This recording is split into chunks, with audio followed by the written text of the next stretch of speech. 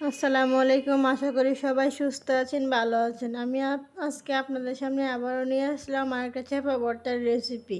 তো আমি এখানে পরিমাণ মতো কাঁচামরিচ, একটা বড় সাইজের রসুন এবং 4টা চেপা নিয়েছি এবং আমি কারফুলের পাতা নিয়েছি। কারফুলের পাতা পরিবর্তে আপনারা চাইলে যে কোনো পাতা এখানে ব্যবহার করতে পারেন, লাউ পাতা, কুমড়া পাতা, অন্য যে কোনো পাতা।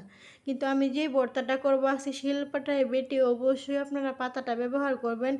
পাতাটা ব্যবহার করার কারণে আপনি ঝালের পরিমাণটা যেমন কম লাগবে, তেমনি কালারটাই একদম গ্রিন কালার হয়ে যাবে।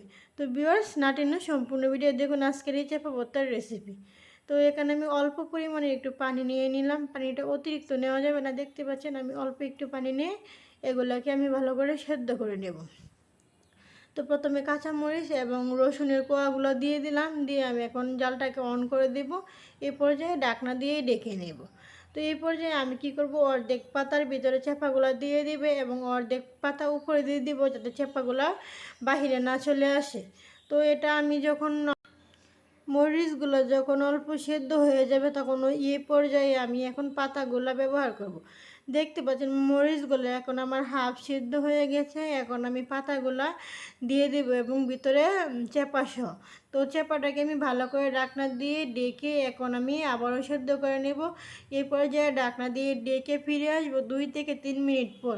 2 থেকে 3 মিনিট পর দেখতে পাচ্ছেন পাতাগুলো একদমই কমে গেছে। এ পর্যায়ে আপনারা কি করবেন, পাতাগুলা একটু উল্টিয়ে দিবেন।